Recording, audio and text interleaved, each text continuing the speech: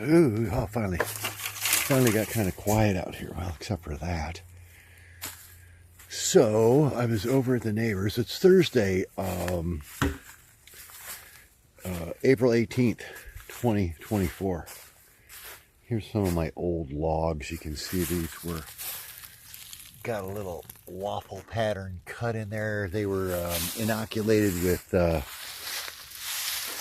some what do you call it, mushroom fungus. But anyways, went over to my neighbor's house today, checked out his stuff. He's got celery grown, which is, I've never been able to do that.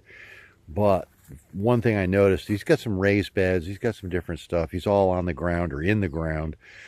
And I told him, look, dude, you got to get some water on these things. And I said, come over here. I showed him my stuff, and he was like, wow, these are amazing. I was like, yeah, they sit in water. You don't lose anything.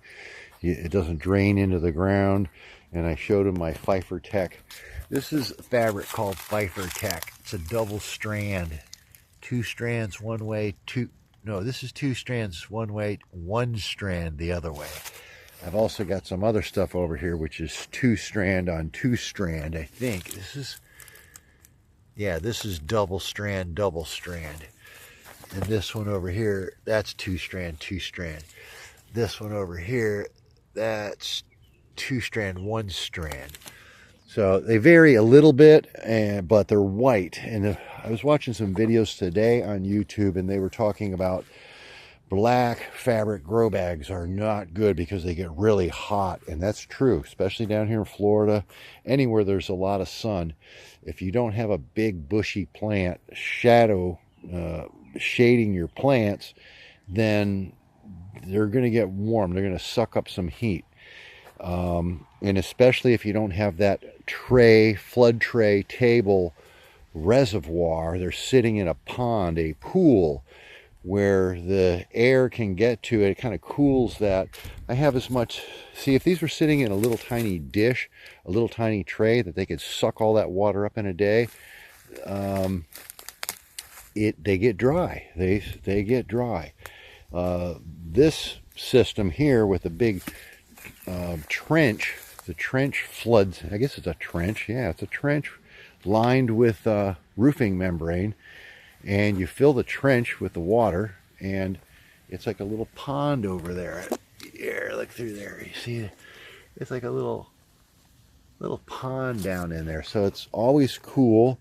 They always have way more water than they could ever drink, and the worms and just everything. It's the biosphere, whatever you want to call it, in the bucket, in the pot, in the container, in the mesh bag. Mesh bags, I think, work best. 3-gallon pots, kind of, especially the shorter ones. The taller ones might be better.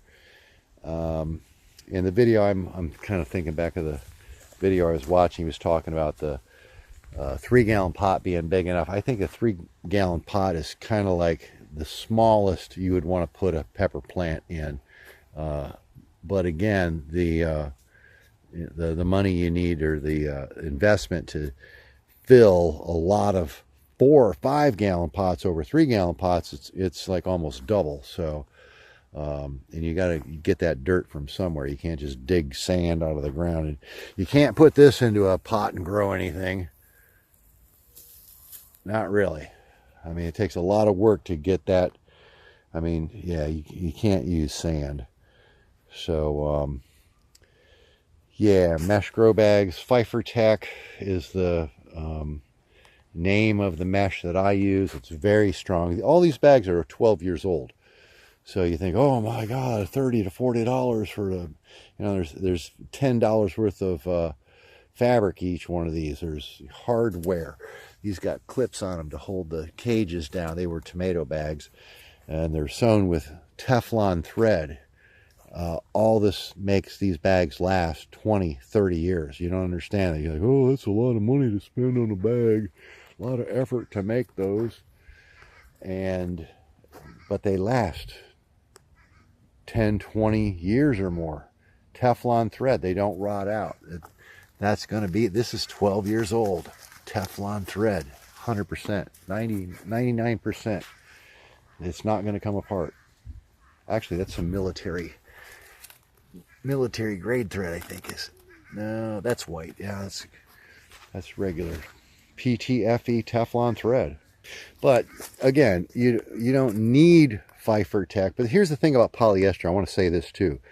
Roots do not like polyester. Okay, they don't. They'll grow up to it. They can't grow through it.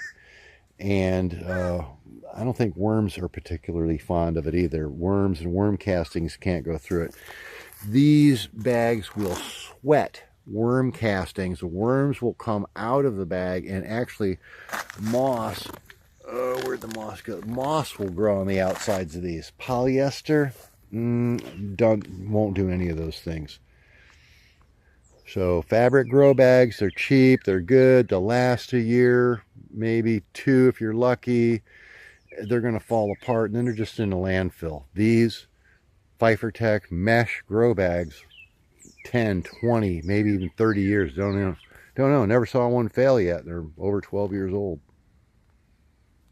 Coincidentally, this is approximately the size of a 5-gallon bucket.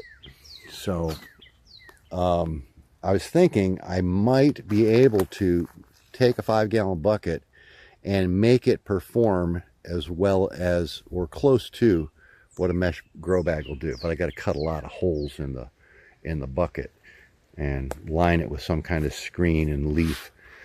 And then you would have a halfway decent chance of getting enough air to the roots and getting enough water to the roots without getting all that compaction and that hydraulic action of the 5-gallon bucket just making a block. And that ring of roots you get in a bucket, that's horrible. That deadlocked edge in the bottom of a pot. A 3-gallon tree pot isn't as bad because it's got some pretty good sized holes around there, but all these little dent pockets down here are not good for roots. This would be better if all these tips of this were cut off. I think I should probably do that, because all that locked corner in there in the bottom of a container is a death zone for your roots. You don't get that in a mesh grow bag. It's all open. There's no corner in there for the roots to get caught in.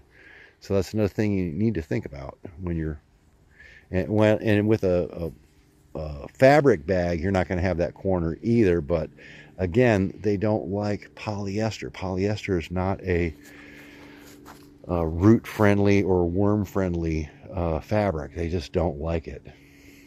I tried growing, you can grow plants in rock wool, which is fiberglass, which is very kind of nasty stuff if you put it on your skin or gets in your eye. It's horrible, horrible stuff. But you can grow a plant in rock wool, but you cannot grow a plant in polyester. A root will not grow into polyester. It'll grow up next to it. It'll try to grow. You cannot grow a root in polyester like you can fiberglass. Does that make sense? No, it's true. Another big old honker now. This isn't a very big plant, but look at the size of that pepper.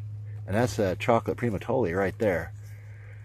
Man, look at that zigzag. It's like a zigzag almost. It's so, man, it's cool. I got a couple other ones over there on the other side. Ooh, there's one right there, that big hook-shaped one. Yeah, got to get a flood tray system. White bags or tan. Everybody says, oh, the tan bags work for them. The black bags cook everything. And, well, polyester. Just think of yourself in a polyester suit. Isn't that nice and cool? No, you want to be in cotton. You want to be in mesh. You want to be in anything besides polyester. Polyester is an oven. But you can grow in a polyester bag. Go ahead, do it. Oh, maybe I should get so much time and effort to do that side-by-side testing and growing peppers in a mesh bag versus, I don't know, maybe I could, that's a big project to think about. But yeah, we got some peppers coming, and oh, the little curly tails here, I didn't show that. They're getting some color, starting to get a little ripe there. Oop. But get over there.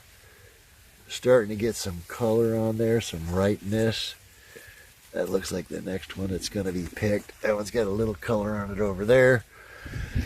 So yeah, going to be harvesting peppers here real soon.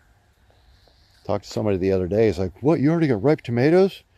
It's like, yeah, I've been growing since last June, December, whatever. So yeah, I got a lot of ripe stuff already. So yeah, everything's doing real good. I've killed less plants this year than ever before. And yeah, stuff's looking great. Mesh grow bags, See the Forest.